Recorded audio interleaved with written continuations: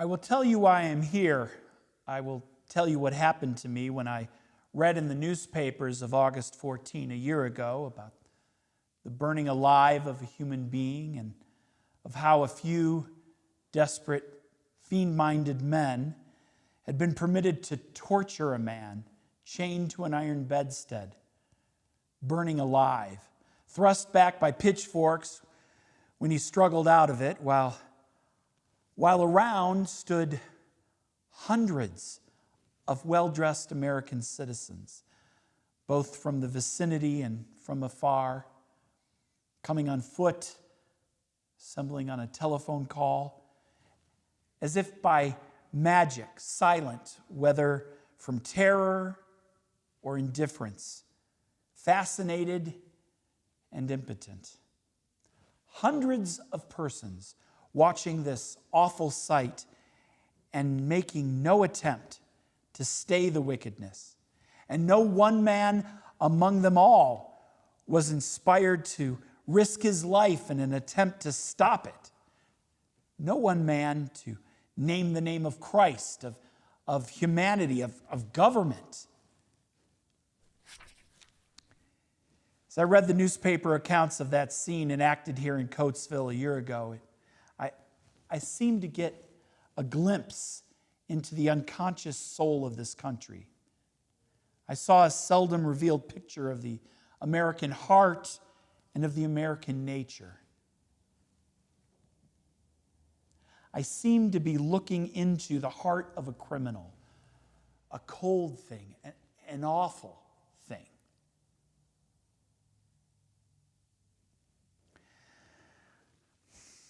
Said to myself, I shall forget this. We shall all forget this, but it will be there.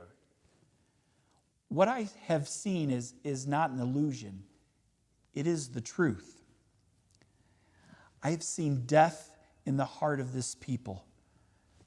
For to look in agony of a fellow human being and remain aloof is death in the heart of the onlooker. I saw during one moment something beyond all argument in the depth of its significance. You might call it the paralysis of nerves about the heart of a people habitually and unconsciously given over to selfish aims, an ignorant people who knew not what spectacle they were providing or what part they were playing in a judgment play which history was exhibiting on that day. No theories about the race problem, no statistics, legislation, or mere educational endeavor can quite meet the lack which that day revealed in the American people. For what we saw was death. The people stood by like blighted things, like ghosts, waiting for someone or something to determine their destiny for them. Whatever life itself is, that thing must be replenished in us. The opposite of hate is love. What we need is the love of God and the reverence for human nature. For one moment, I knew that I had seen our true need, and I was afraid that I should forget it, and that I should go about framing arguments and agitations and starting schemes of education when the need was much deeper than education. I became filled with one idea, that I must not forget what I had seen and that I must do something to remember it. I am here today chiefly that I may remember that vision. It seems fitting to come to this town where the crime occurred and hold a prayer meeting so that our hearts may be turned to God, through whom mercy may flow into us.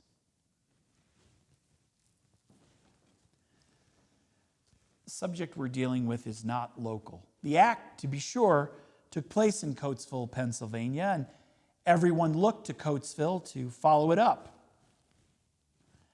Some months ago, I asked a friend of mine who lives not far from here something about the case and about the expected prosecutions. And he replied to me, "Wasn't in my county." And that made me wonder whose county it was in. And it seemed to be in my county. I live on the Hudson River, but I knew that this great wickedness that happened in Coatesville is not the wickedness of Coatesville, nor of today. It is the wickedness of all America and the wickedness of the slave trade. All of us are tinctured by it. No special place, no special persons are to blame. A nation cannot practice a course of inhuman crime for hundreds of years and then suddenly throw off the effects of it. Yes, domestic slavery was abolished among us, but the marks of that vice are in our faces and in today's papers. On the day of that calamity, those people in the automobiles came by the hundred and watched the torture. Passers-by came in great multitude and watched it and did nothing. The next morning, the press spread the word and spread the paralysis until the whole country seemed to be helplessly watching this awful murder, as awful as anything ever done on this earth. And the whole of our people seemed to be looking on helplessly, not able to respond, not knowing what to do next. That paralysis has been in my mind since that day. The trouble of slavery has come down to us out of the past.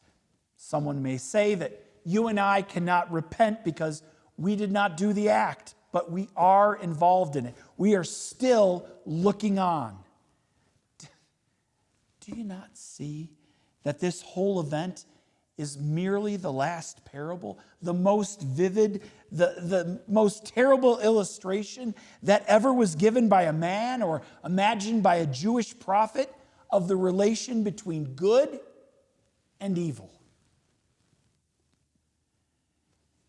This whole matter has been a historic episode, but it is a part not only of our national history, but of our personal history. With the great disease of slavery came the Civil War, and after, gradually, began the cure. And in the process of the cure comes now the knowledge of what the evil was. I say that our need is new life.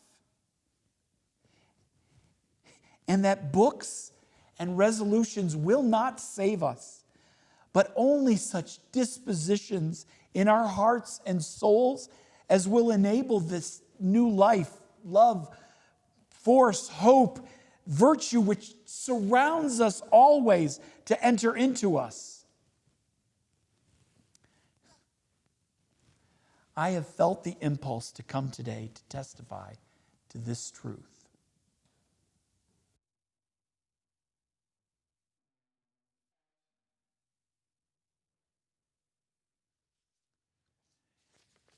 The occasion is not small.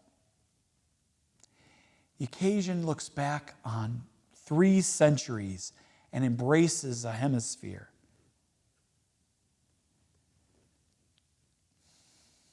Yet the occasion is small compared with the truth that it leads us to. For this truth teaches all ages and affects every soul in the world.